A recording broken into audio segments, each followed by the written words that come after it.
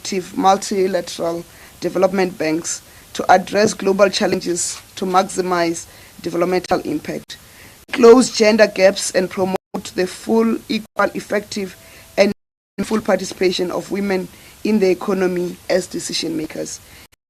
And lastly, better integrate the perspectives of developing countries, including LDCs, LLDCs, and SIDCs into future G20 agenda, and strengthen the voice of developing countries in global decision making. On the margins of the G20 summit, South Africa participated in the EU-African leaders meeting that deliberated on food security, grain and fertilizer supply, and the reform of the global financial architecture. On the African Climate Summit, Cabinet congratulated President Ruto of Kenya for successfully hosting Africa's first ever climate summit. The summit showcased Africa's significant renewable energy resources and the opportunities presented for the continent's sustainable growth and development.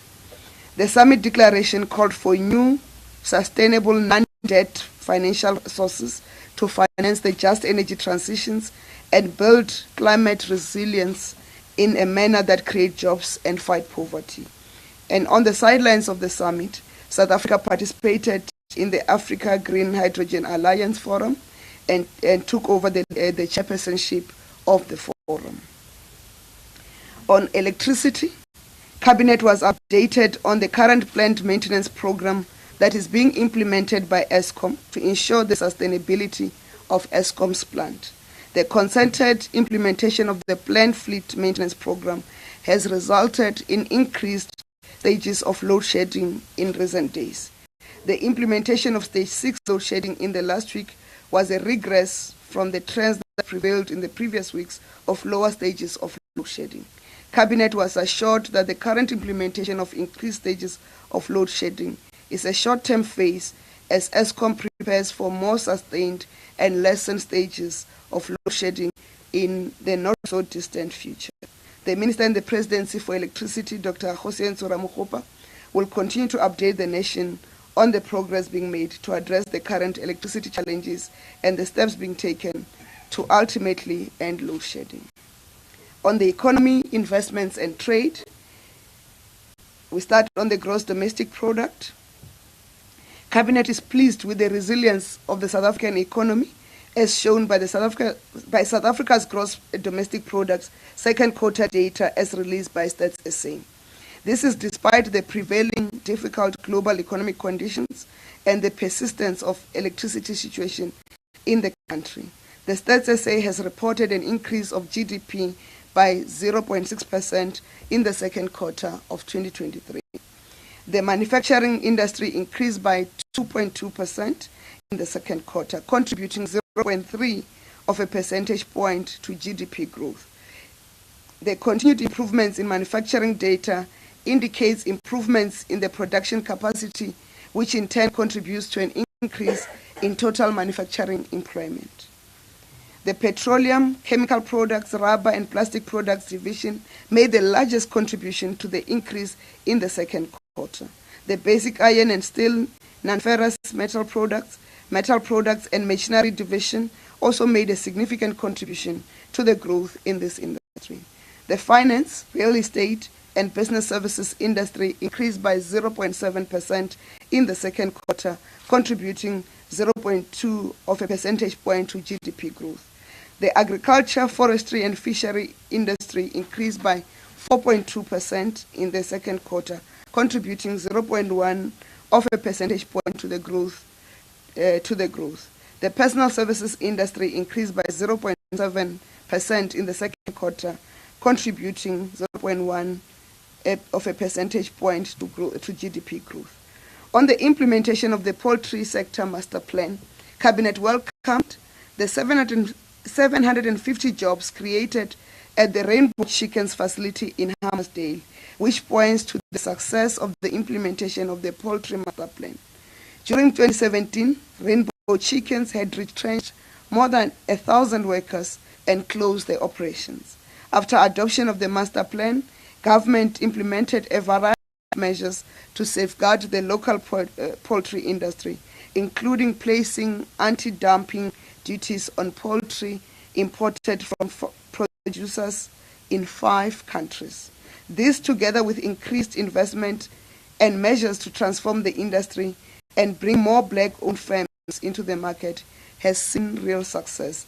Rainbow Chickens has since reopened and invested 220 million in the operations in Hammersdale, and overall employment within the poultry industry has been reported to have increased by 2,780 jobs, and the more than 2 billion in fresh investment has been implemented.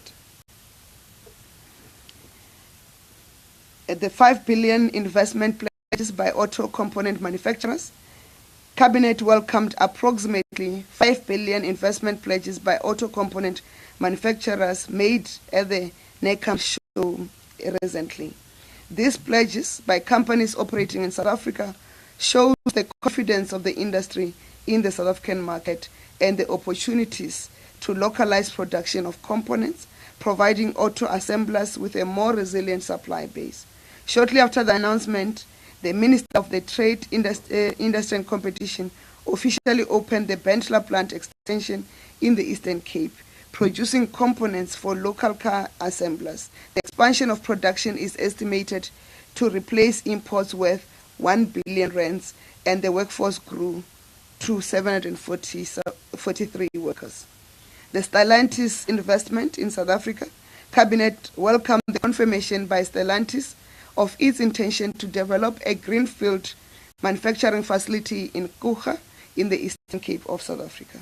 The greenfield manufacturing project is planned to be completed by the end of 2025.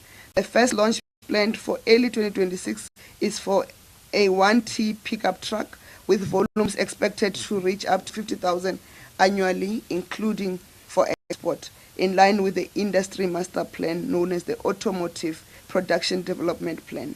Direct employment to support the first capacity step is expected at 10,000 jobs. Stellantis will massively invest in over 500,000 hours in training and skills to develop and support local teams to the level of global standards.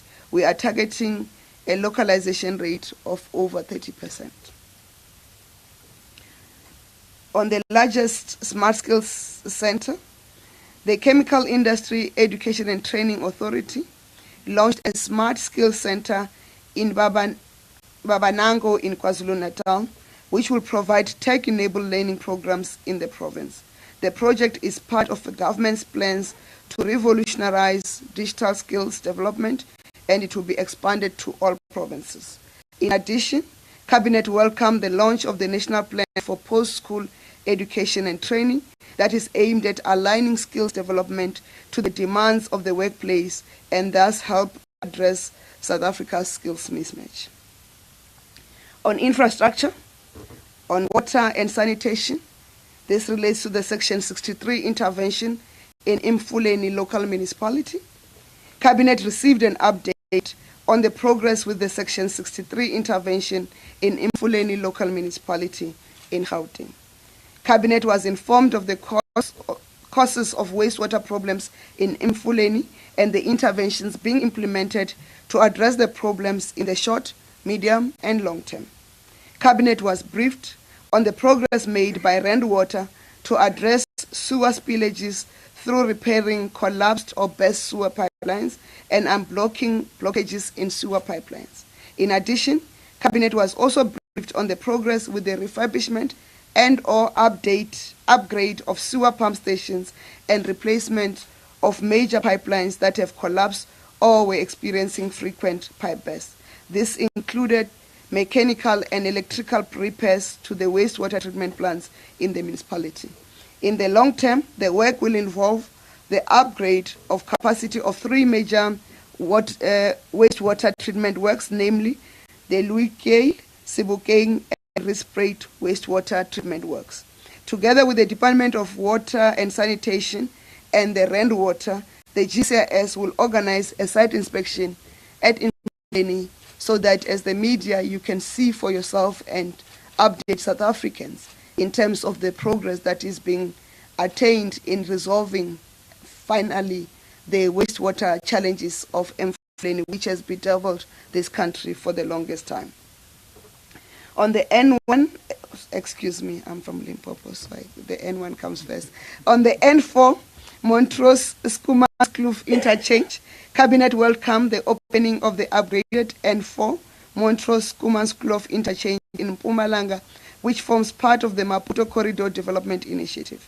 The renovation will reduce travel time for road freight transport and will ensure increased safety for all road users.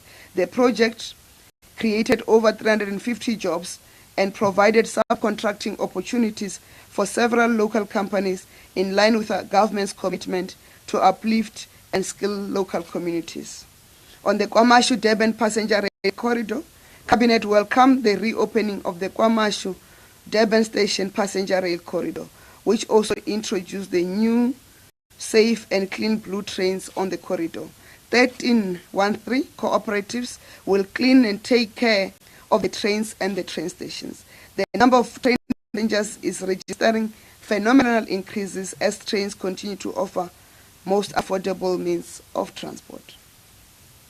On the fight against crime and corruption, on Operation Bring Back, Cabinet commended the ramping up of Operation Bring Back to identify and recover illegally occupied state buildings. As part of this initiative, the national government is providing support to municipalities to ensure the enforcement of bylaws to eradicate hijacking of buildings, their effective management and utilization, and ability to account for the utilization of government's immovable assets. And we've seen this work in the Johannesburg CBD being ramped up. On the integrated fight against crime, Cabinet welcomed the recent successes by the country's law enforcement agencies in the war against crime.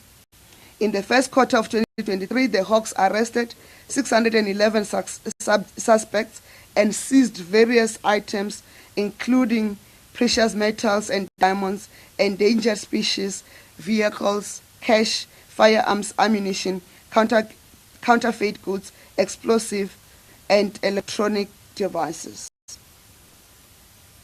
The total value is 6.1 billion rands of this bust by the Hawks. In addition, law enforcement arrested 9 Zamazama kingpins and were granted preservation orders against their assets that included luxury vehicles such as Lamborghinis, etc., and precious metals and cash to the value of 34 million. This goes against the narrative that says, in our fight against Zamazamas, we are only targeting runners. We are targeting the kingpins. Cabinet commends the law enforcement agencies on their fight to dismantle crime syndicates.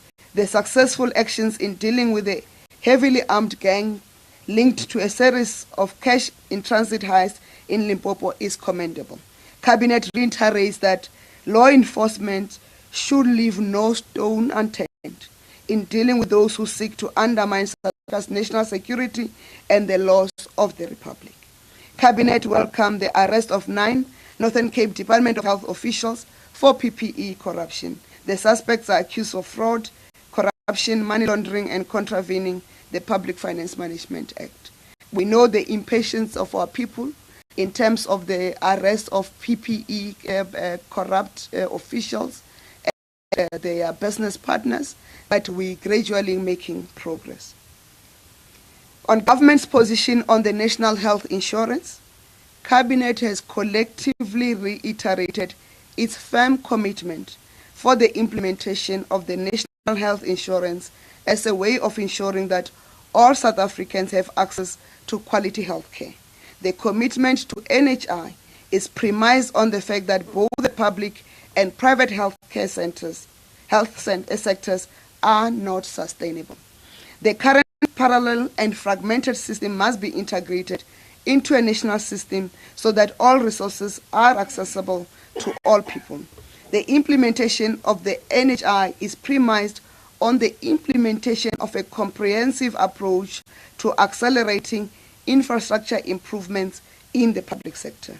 This is not something that should be contemplated separately from the reforms in the NHI bill.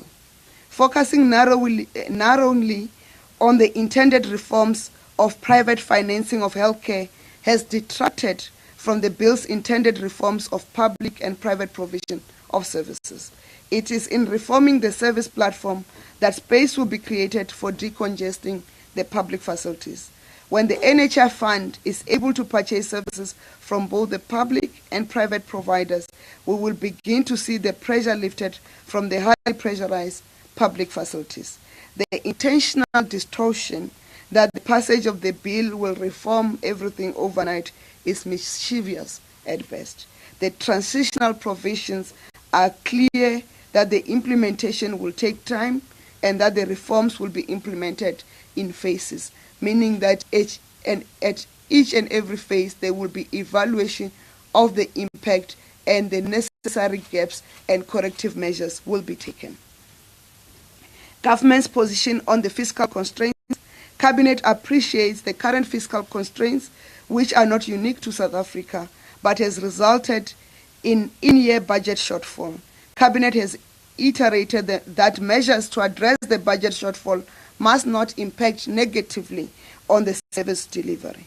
The Minister of Finance will shortly issue guidelines clarifying the unintended misunderstanding arising from the cost containment letter issued on the 31st of August 2023. In addition, as part of the in-year performance review of progress in implementation of priorities agreed to with ministers, the President and the Deputy President will meet with individual ministers to ensure that fiscal management does not derail the agreed to priorities. On Cabinet decisions, one is the policy on prevention and treatment for substance use disorders. Cabinet approved for gazetting the policy on prevention and treatment of substance use disorders, which aims to tackle the country's substance abuse levels. The policy will supplement other substance abuse initiatives, such as the National Drug Master Plan that was first implemented between 2013 and 2017. It will address gaps that have been implemented in the Prevention of and Treatment for Substance Abuse Act. The policy proposes community-based prevention programs that can be effective in helping to address major challenges arising from substance abuse. The policy will be published in the Department of Social Development website, dsd.gov.za. Implementation of the Tourism Equity Fund. Cabinet was updated on the settlement reached on the implementation of the Tourism Equity Fund as a result of the court case brought by AfriForum and Solidarity. Cabinet was updated on the actions taken to implement the settlement agreement and the changes to the TEF effected on the basis of the settlement agreement. Accordingly, the TEF will be implemented in line with existing tourism sector code targets of minimum 30% black ownership instead of the initially proposed 51% black ownership. Cabinet supported the implementation of the TEF. On the bills, the draft Public Service Commission bill,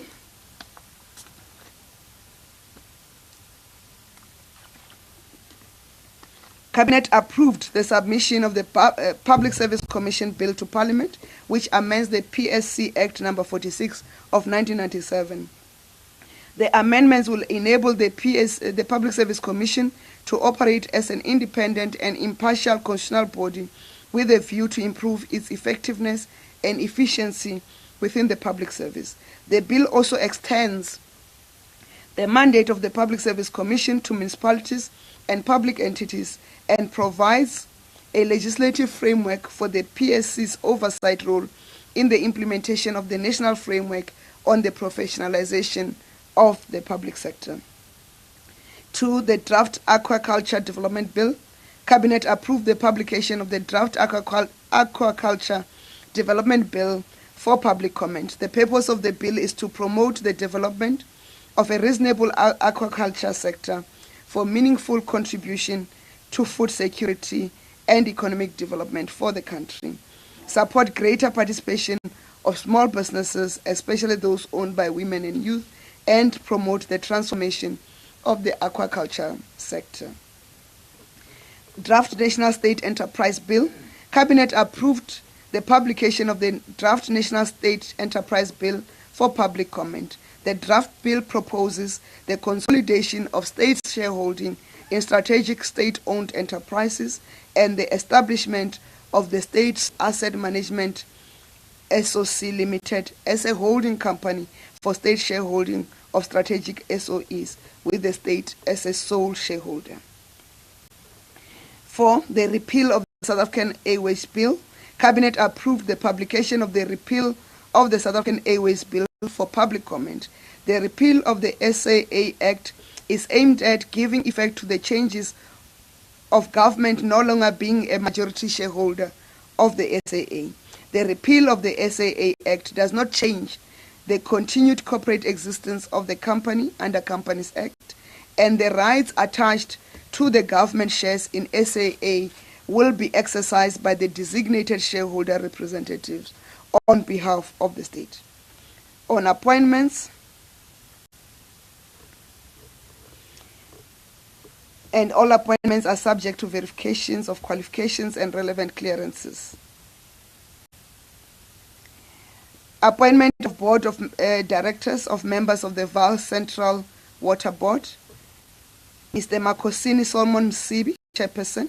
Mr. Lungile Wright Bomela, Deputy Chairperson. Mr. Luvuyo Xolantoyi. Ms. Elizabeth Cornelia Rockman. Ms. Ntikila Sandlana. Mr. Andrew Modisa Utsile Ranto. Mr. Desmond Solomon Ezekiel Fransman. Ms. Machiho Gail Messi and Ms. Buipilo Felicity Nakedi, Ms. Tepiso Dorin Sehwe Backward, and Mr. Tabo Moses Manyon. Appointment of the board members of Umgeni Utukela Water Board. Advocate Vusi Kuzwayo, Chairperson. Ms. Notando Nonkululeko Mkize, Ms. Sinamile Masango, Ms. Sylvia Tandazile Mhlongo, Ms. Lengiwe Mvubu, Mr. Kanyisa Stanley Shandu, Mr. Lavendra Nada Gopal, Mr. Sbusiso Wycliffe Mkize, Mr. Kwazi Kwenkosi Innocent Mshengu, Ms. Diana Gloria Hozok, Mr. Cornish James Timothy, and Mr. Sipho Maxwell Mtolo. Appointment of board members of the Overbeck Water Board. Mr. R. Benjamin is a reappointment, is the chairperson. Ms. S.D. Mayinga, deputy chairperson. Mr. D. Lufutso, Mr. N.D. Siwatla Madiba, Professor G.J. Davis, Ms. M.A. Malunga, Ms. N. Singh Maharaj, Dr. T. Kelly, Mr. E.B. Mnisi, Mr. L. Osore, and Mr. D.H. Van Papendorp. Appointment of non-executive members of the board of the National Meteorology Institute of South Africa. Dr. Precious Gugulethu Mtsweni, Professor Andrew Cedric Bafla, Professor Lorna Benita Holtman, Ms. Sinamile Masango, Ms. Sarah Natalia Prince, Dr. James Chilongo, Dr. Waynard Lowe, Dr. Aruferi Maxwell Chabungwe, and Ms. Babala Songongo. Appointment of members of the Patent Examination Board. Ms. Tandiwe Kumalo, Ms. Paul CBC, Ms. Shanaz Mohammed, Mr. John Findero, Dr. Magdalene Klein, and Ms. Matuto Masitla Mafa. Appointment of the non-executive directors of the Road Accident Fund. Ms. Lorraine Francho as the chairperson, Dr. Nomonde Wisa Mabuya Mulwete, deputy chairperson, Advocate Nontutuzelo Njeza, Mr. Moses Nyama, Mr. Tulani Samuel Chabalala, Mr. Simpiwe Blose, Ms. Pamela Bongeka Matebula, Mr. Duke William Matebula, Mr. Tinyiko Mhlari, oh sorry, it's not a Mr. Miss Tinyiko Mhlari, Dr. Polile Dlanga, Dr. Polile Dladla, Mr. Kwena Cuthbert Komape, and Ms. Bongiwe B. Khumalo. Upcoming events. This year's main event for Heritage Day will be held at the Princess Magogo Stadium in KwaMashu, in KwaZulu-Natal on the 24th of September, and Cabinet called on all South Africans to join us as we celebrate our rich heritage. UNGA, the UN General Assembly 78, colloquially known as UNGA. South Africa will participate in the 78th session of the United Nations General Assembly at the United Nations from the 18th to the 26th of September 2023 under the theme Rebuilding Trust and Reigniting Global Solidarity, Accelerating Action on the 2030 Agenda and its Sustainable Development Goals towards Peace, Prosperity, Progress and Sustainability for All. UNESCO 9th African Engineer Week and the 7th Africa Engineering Conference. South Africa, through the Engineering Council of South Africa and the Department of Public Works and Infrastructure, will host the UNESCO 9th African Engineering Week and the 7th Africa Engineering Conference on the 25th to the 28th of September 2023 in Pretoria. South Africa's school sport in Indaba. The Department of Sports, Arts and Culture will hold a national school sports Indaba in Bestwood Hotel in Johannesburg, starting from today, the 14th of September to the 15th of September 2023. This is part of the work of the department to reactivate school sports and build national cohesion, but as a basis of building stronger national teams. Border Management Authority launch. The launch of the Border Management Authority The Border Management Authority came into effect on the 1st of April 2023 as an autonomous Schedule 3A public entity, serving the law as the third law enforcement authority in South Africa. And this will be officially launched on the 5th of October 2023. Africa Growth Opportunity Act Business Forum. South Africa will host the AGOA Forum from the 2nd to the 4th of November 2023. The forum will discuss trade matters between the United States of America and the eligible and participating African countries. On congratulations, Cabinet extend its congratulations and well wishes to the Springboks for flying the South African flag high and making the country proud by winning their opening match against Scotland at the 2023 Rugby World Cup. And the Minister of Sports says we must indicate to the nation that on the 28th of October 2023, we will all be watching the Springboks as they play in the finals in defense of the Ellis Webb Trophy.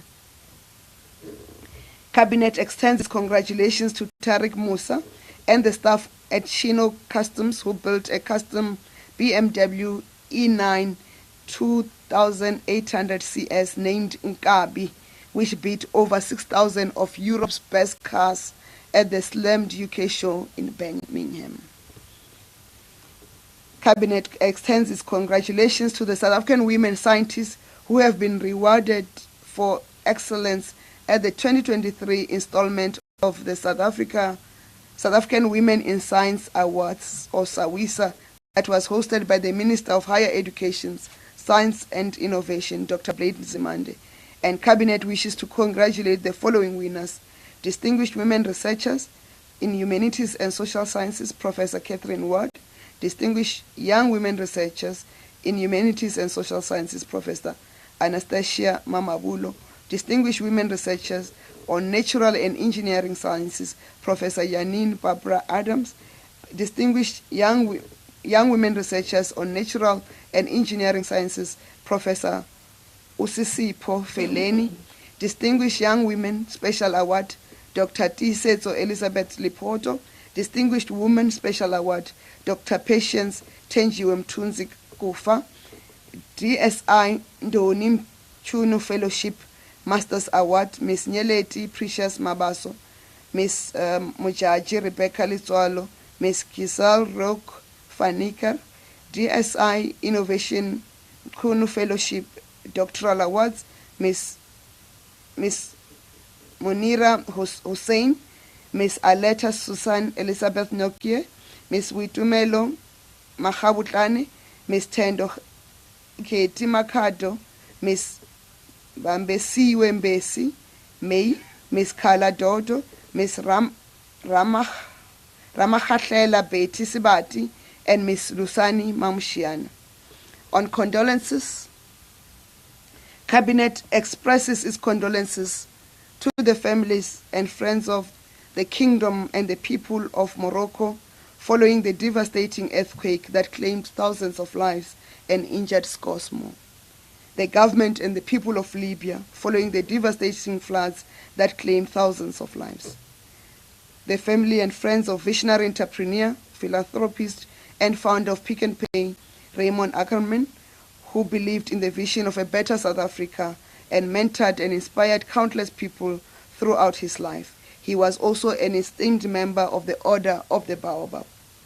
The family and friends of Prince Mangosuthu Buthelezi, the founder and president of the Inkatha Freedom Party and South Africa's first Minister of Home Affairs, but also the traditional Prime Minister of the Zulu Kingdom. Tireless campaign of human rights and freedom, Miss Amy Rayston Thornton, who played an instrumental role in the 1956 treason trial support as a patron of the, and also was a patron of the UDF and in the return of exiles to South Africa. Esteemed freedom fighter, activist, and former ambassador, Mr. Zef Magetla, who dedicated his life to serve the people of South Africa. Former Business Day editor, Jim Jones, who played a critical role in shaping public discourse during the transition to democracy. Thank you.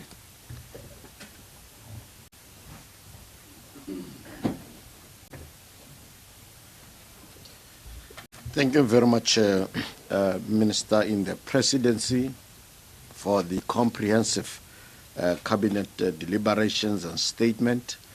Of importance, Minister, it's the issue of the green shoots in the economy, in the investment, and also in trade. The good news of the green shoots that are showing are quite welcome, and as summarized, Minister, they show the resilience of our economy. Thank you also, Minister, for the variety of issues that the Cabinet touched on, including, of course, the challenge you have put to us as government communication services to arrange a media tour, Minister, to the identified Mfuleni water project. We will definitely arrange a media tour to take the media to look at the work of the water and sanitation, as of course was put through the Section 63 intervention in the municipality. On that note, Minister, I will then request the questions. Firstly, I will start in the press room for the questions, and as per the normal tradition, you introduce yourself and the media house that you are from. Thank you. Good morning, Minister. This is Khumbudzo Ntshavheni. Just three questions from my side. I just want to understand the extent of the briefing the cabinet got from the Electricity Minister in terms of the extent of the problem. The minister has been saying we can raise ourselves aware. So, to what extent was the media, was the cabinet briefed about the challenge and the need for the country to go through these levels of load shedding? And secondly, the entire board of Coast Bank has resigned, leaving the minister for that. Just want to, one of the reasons they are saying is that they feel that the minister had been interfering in their way. So just a response of cabinet is aware of that, and what's the response of government? And lastly, did the cabinet discuss the removal of the public protector? This is the first ever incident we've seen the public protector has been removed from the processes in which the president to use that decision. Thank you very much for the questions. Thank you very much, Nico. Minister, with your kind permission, we might want to invite at least 4 questions online, and then we'll then take the final round. I will then request my colleague, Ms. Peliswa Sebati, to lead us in the first 4 questions. Thanks, Mr. B. The first question is from Christian Duplessis from Network 24. It's basically a follow-up to what the meeting Zilego just asked about the advocate Khumbudzo removal.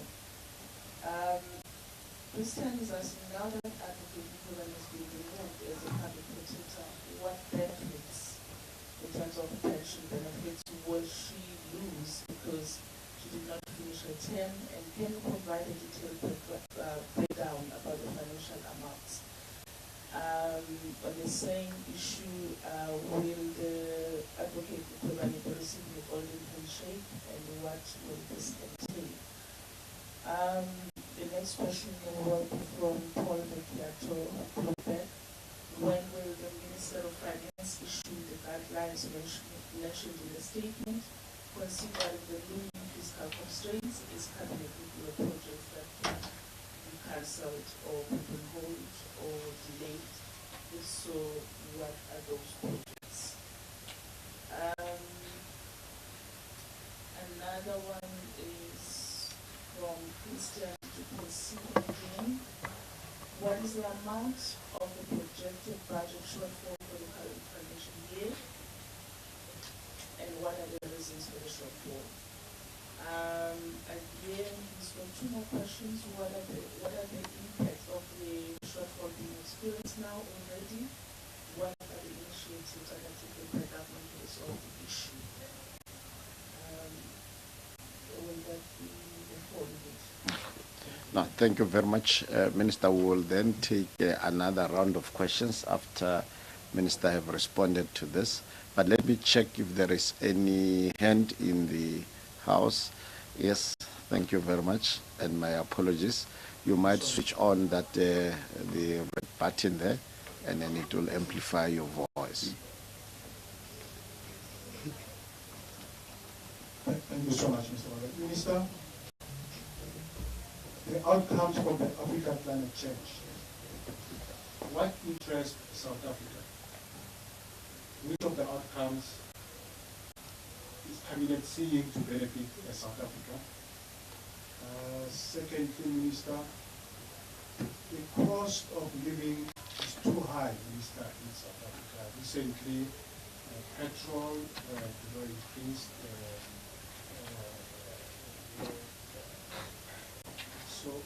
so high, went up so high, Minister, but not that also the food prices still going high, Minister, as we go into the festive season.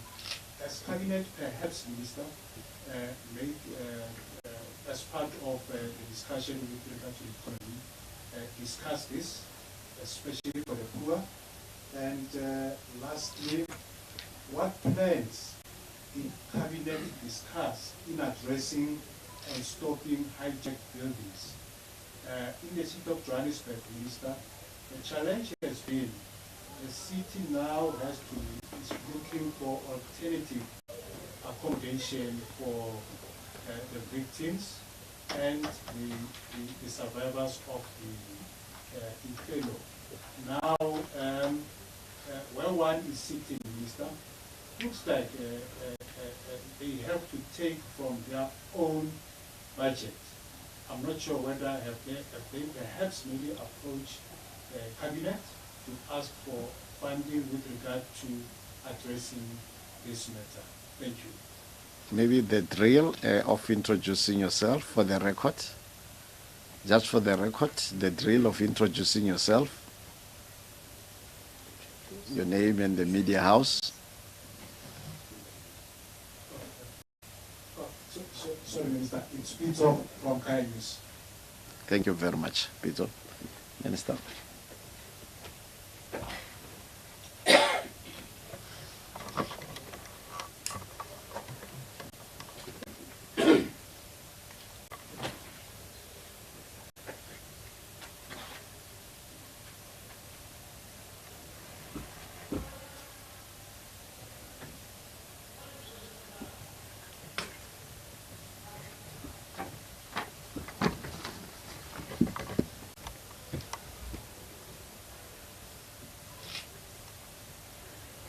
Thank you for the questions.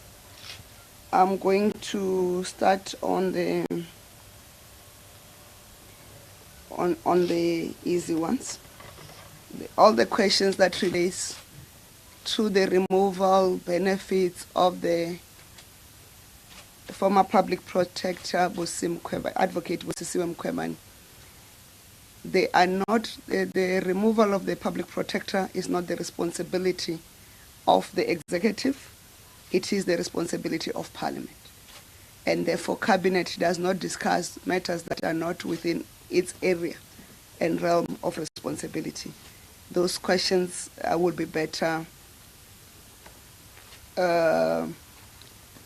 be asked to Parliament, who will then announce their next steps. But Cabinet, we do not even discuss it. It's not our area of responsibility. On the board of Post Bank, Cabinet was not briefed, and I'm sure the responsible minister will do the briefing. On the cost of living, if you recall, in the last cabinet briefing, we received a briefing from the Competition Commission in terms of the price gauging and other measures, and cabinet resolved that the economic economic transformation or economic infrastructure and development cluster must come up with a plan of how to mitigate the impact of the increasing or high cost of living on poor South Africans. So that cluster, which is led by Minister Kubai and co-chaired by Minister Mantashe, is hard at work, and when they are finished with the work, they will then brief Cabinet and will brief you accordingly. On the extent of the briefing, as it relates to the electricity challenges, it was quite extensive, the briefing. And in that briefing, though, Mr. Ramkhupa will then give you a full update. I think he does the updates on the Sundays. Cabinet is assured that the increases in the stages of load shedding are indeed temporary, because there are clear plans of when will additional capacity come through, including capacity, and I had to get the units, including the return to service of Kusile Unit 1 to 4 and the re-energizing of Kusile 5 and the additional work that is being done. So Minister Ramkhupa will brief you, but Cabinet is assured in terms of the measures that are being taken that the increased stages of load shedding are indeed a temporary measure. And when he gives you the details, I do not want to speak and not very accurate on the facts when the minister responsible will then brief. But we are confident as Cabinet that we are on the top of the matters. On the shortfall of the budget shortfall, Treasury has informed us that the shortfall amount changes as tax revenue comes in on a month-on-month basis. And I would like to get the Minister of Finance to then speak to the amount. I do not want to speak to the amount without the necessary context, because you know the sensitivities of such matters to the market. You need the responsible Minister or Director General to then explain those matters.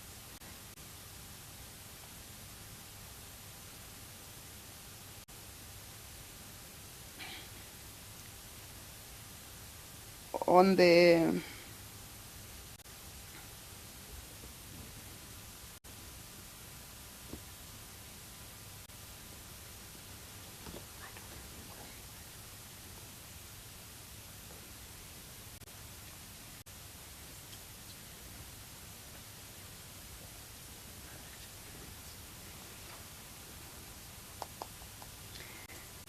I'm looking for the electronic questions I'd requested so that I do not have to write all of them. I requested that they get shared with me. May they be shared when I'm talking about the climate change benefits. I think what is fundamental in the climate change summit that was held in Africa is the matter of agreeing to that we need to find additional resources which are non-debt, because currently the funding of just energy transition, like if we give the example of South Africa, the bulk of the funding for just energy transition is debt. And it's like committing the future generations into debts for the sins of the past and previous generations. So where we are, we as Africans, we have said more resources must be mobilized that are non-debt linked, so that we can then fund the climate changes that are necessary.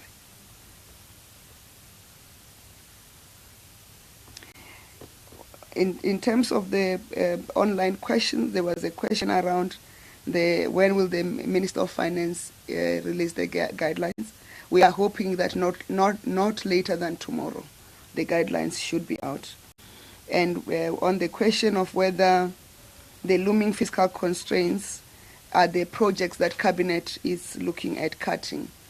At the moment, there are no specific projects that Cabinet is looking to cut, but we have acknowledged that there are inefficiencies within the systems, that if those inefficiencies are improved, they can be both in the short, medium, and long term, be serious improvements in the budget.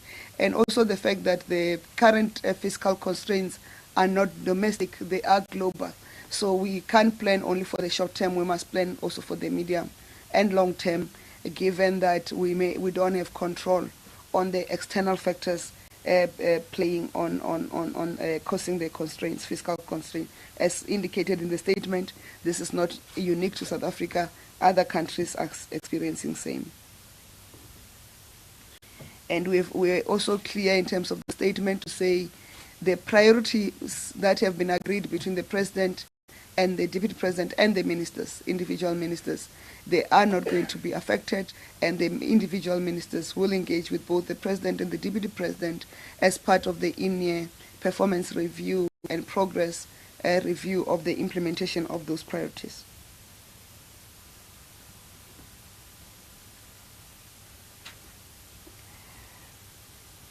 There was also a question related to the shortfall on what are the impacts of the shortfall being experienced now already, and what are the initiatives undertaken by government to resolve the issue.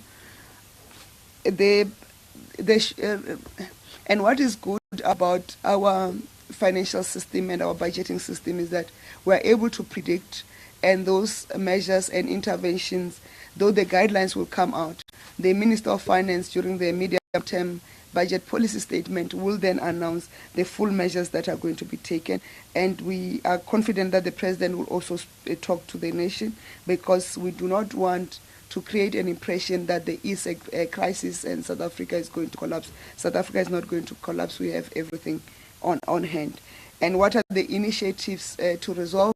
Let's wait for the guidelines as the Minister of Finance issues them, so that we can then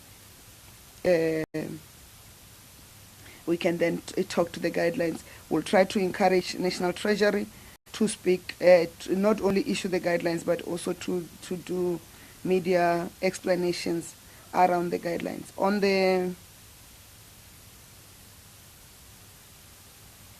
I've indicated that all the issues related to the former public protector, we are not going to deal with them.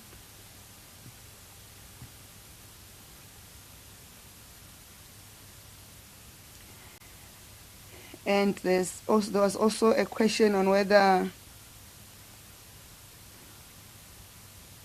if we can confirm that the cost containment letter also applied to provincial government, and further explain why premiers of provinces were not consulted by the DG before the issuing of the letter.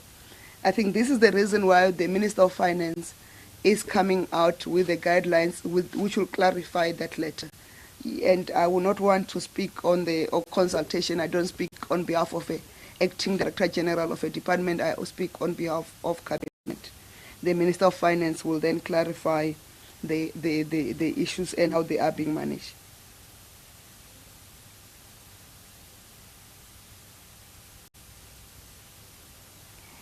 Or there's a question of will the finance minister be meeting with premiers too?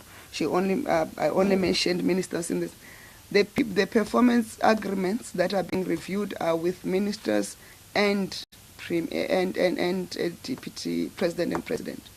The premiers are met consistently and continuously through what we call the Presidential Coordinating Council. It set last week Friday. Is it? I think so. It said last week Friday, and this matter of the cost containment letter was discussed, and that's why the Minister of Finance is then releasing the guidelines to clarify the matter.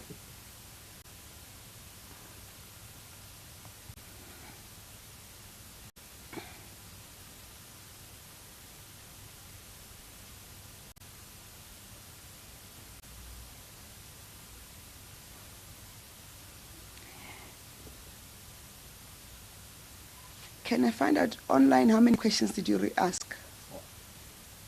And I've responded to all the questions you have asked? Yes. Okay, thank you. But there's just, we can just continue, there's more.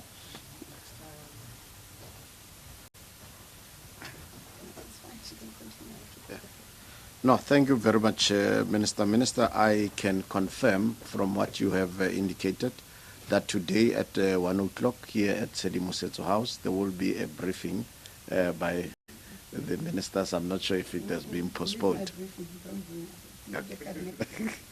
Thank you very much. Colleagues, may we also check if there are other rounds of questions, I think on online questions? Yes, Mr. Jensen Felix from News 24. Has the electricity minister given cabinet an update on all this schedule maintenance at ESCOM power station of the computer? I think this one has been addressed.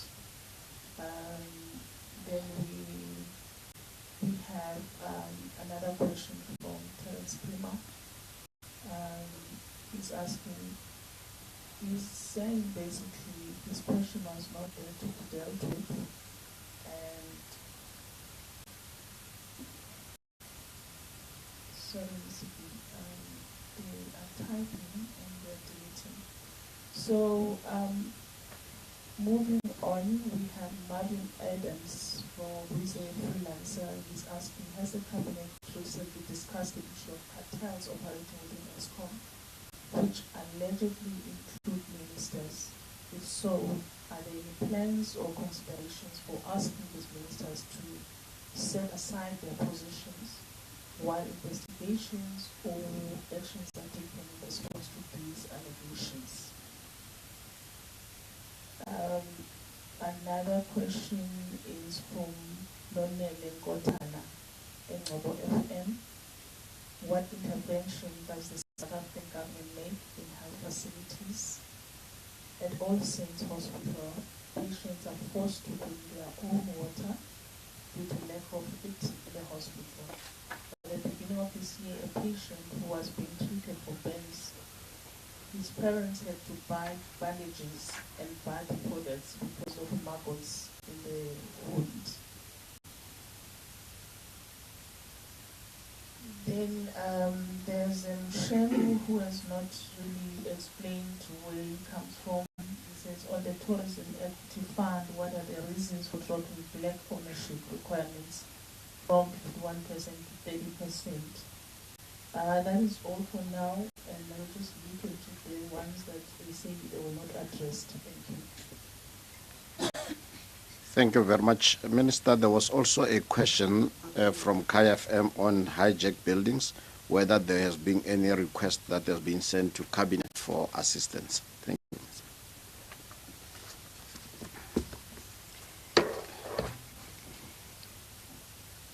Thanks. I'm going to read the questions as they were forwarded to me and deal with them that way. There are other questions that have not been forwarded to me, and then we can deal with those ones. The question by Marvin Adams on whether Cabinet has discussed cartels operating within ESCOM, and which allegedly include ministers. And there are no cartels at ESCOM that includes ministers. There's no information in our disposal as the security cluster that cartels at ESCOM includes ministers. Cabinet, the security cluster continues to deal with the various cartels at ESCOM, and you have seen the arrests, and we have reported on those arrests in that sector. There are no ministers that have been implicated so far. On whether again from Terence Creamer, whether the an updated integrated resource plan, whether it was tabled for consideration at Cabinet yesterday. Why was it not approved for release for public consultation? If not, when is it likely to be tabled? The integrated resource plan goes through a number of iterations, and that the first part of the iterations includes consultation. So it came to Cabinet through the relevant Cabinet committee for consultation for the ministers to make inputs and take it back and factor those inputs.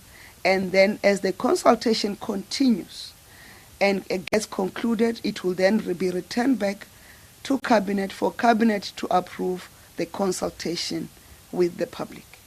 It did not come with the intention for it to be released for consultation with the public or for public comments. It came for Cabinet to express a view and to make sure that Cabinet is aware that these consultations that are taking place, and both members of the Cabinet and other sectors that are being consulted. When that phase is done, they'll return back with a revised version, which will then be approved for public comment. That's the single and sole reason why it's not released for public comment.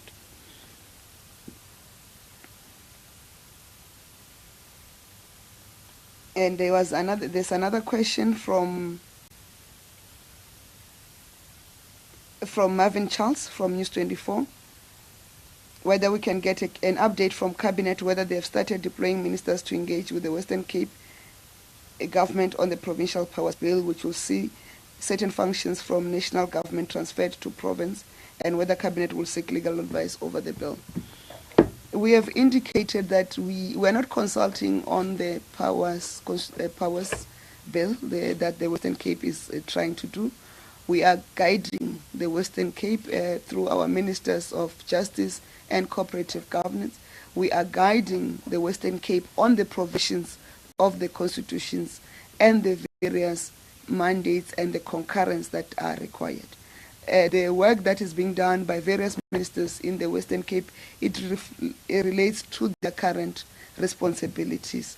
And the Provincial Powers Bill, I don't know if it has passed the Western Cape provincial legislature. It still has to go through to the NCOP before it is even considered an act.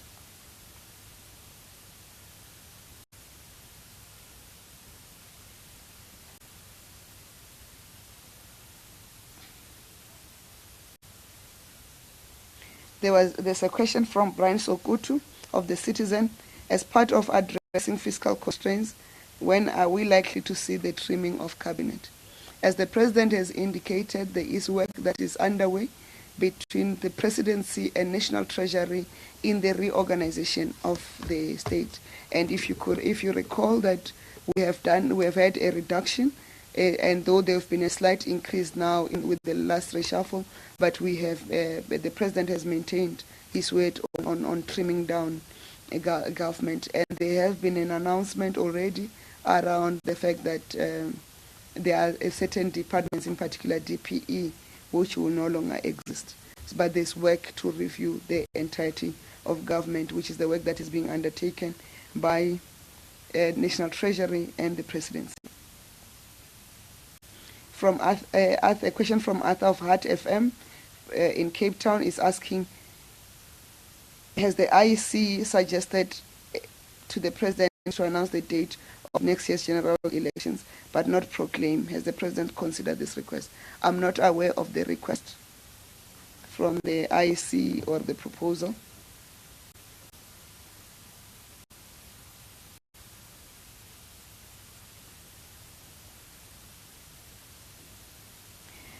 And the question of whether the province or city of Johannesburg, I assume, has approached cabinet for assistance with hijacked buildings. We work as an integrated government, where the national government is able to assist, they will assist. I'm not aware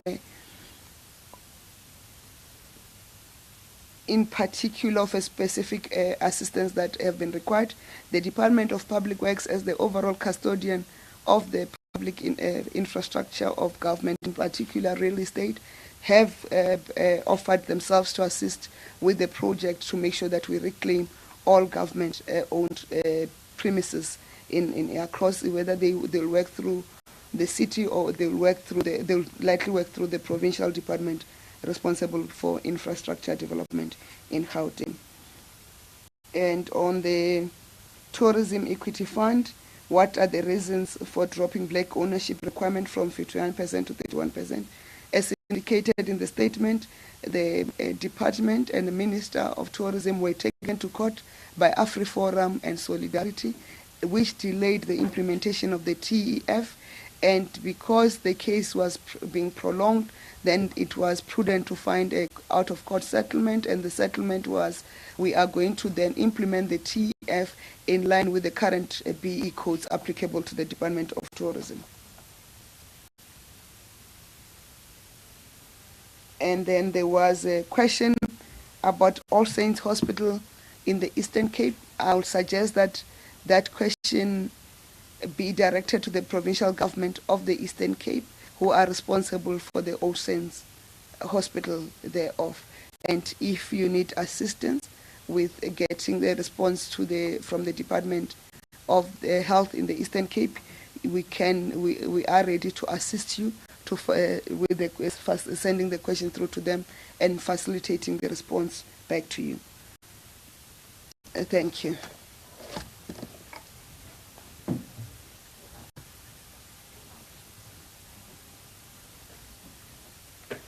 Thank you very much, Minister. Those were the questions that we were having online, and I will just check for indication in the room if we have any follow-up questions.